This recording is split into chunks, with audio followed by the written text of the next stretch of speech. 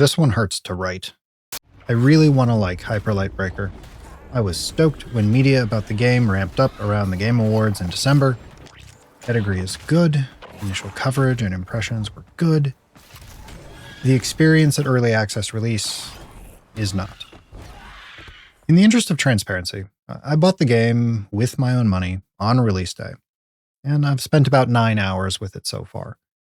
Footage in the background is from yesterday's stream of very early levels, to minimize spoilers in case you do pick it up. If you're new here, character action and action RPGs are my jam. Difficult games which demand precision are great, and I get weirdly excited about opportunities to get good and have new systems to disassemble. Early access titles don't bother me, so long as the presentation of the state of the game is honest. So let's start this compliment sandwich with what I like. I mean, it's an excellent concept. Multiplayer, third-person action RPG that's procedurally generated and roguelite with an emphasis on exploration and snappy combat. Sounds great. Where do I sign up? Meta progression seems solid once you move past a rather clunky early experience. There's a clear sense of art direction and stylistic choice. The game is beautiful and knows the vibe and story it wants to tell with the visuals. Enemy design is reasonably varied and lends to both personality and easy recognition with the distinct enemy silhouettes. When combat works, it feels good. After spending a few more hours with it off stream, things did start to click once I really internalized how the game wanted to be played versus how I thought it could and should be played. Exploration and traversal doesn't feel like a chore. Hoverboards are nifty. Gliders are cool. My opinion here might change after a few dozen hours, but it's still fresh for the time being. And the 4-life mechanic is really a welcome shift in the roguelite genre, which both lowers the sting of poor RNG and unlucky plays, and gives you some extra opportunity for meaningful exploration and collection. As for what I dislike, and what became hyperlight deal breakers for me, like right at the top of that list, I have a very robust machine. 4090, 7800 X3D, 64 gigs of 6000 megahertz RAM, etc. I always do clean driver installs, keep background processes to a minimum, hard drive space clear, blah, blah, blah, blah, blah, right? I should not be experiencing FPS drops into the 30s while playing at 1440p on this machine.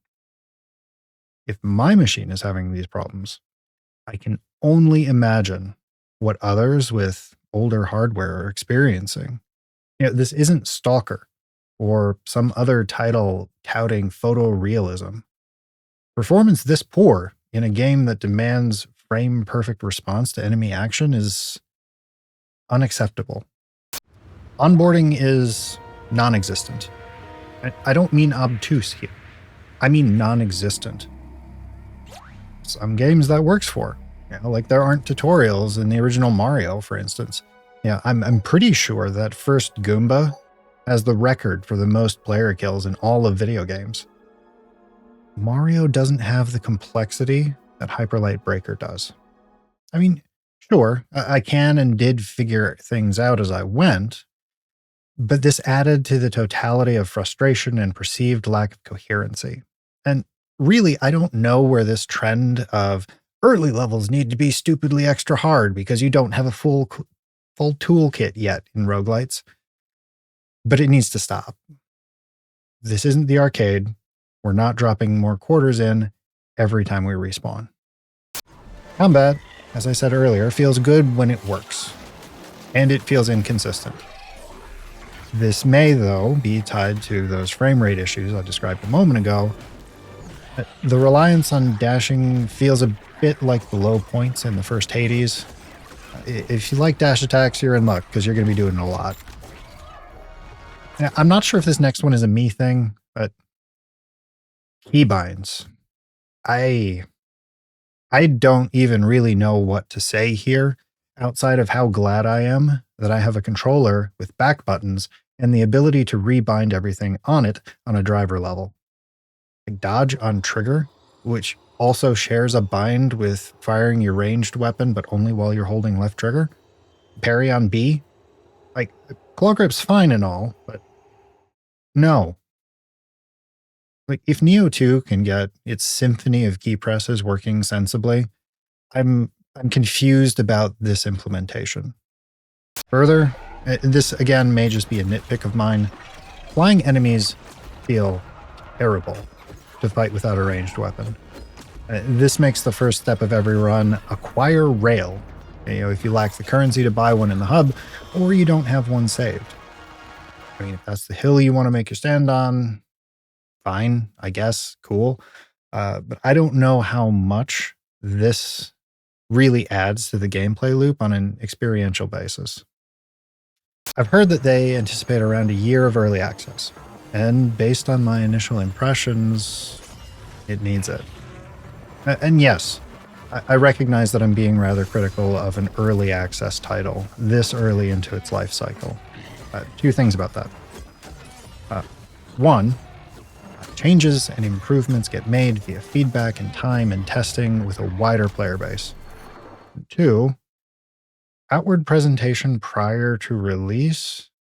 When you contrast that with the delivered experience, that doesn't feel great and kind of strains the mutual expectations customers and developers share.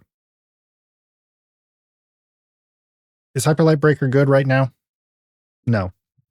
I can't in good faith recommend that you spend money on it. Can it be good later? I certainly hope so. And with enough time and iteration and polish, it could be something really great. We'll see. I've been BaldSquid. I'll see you next time.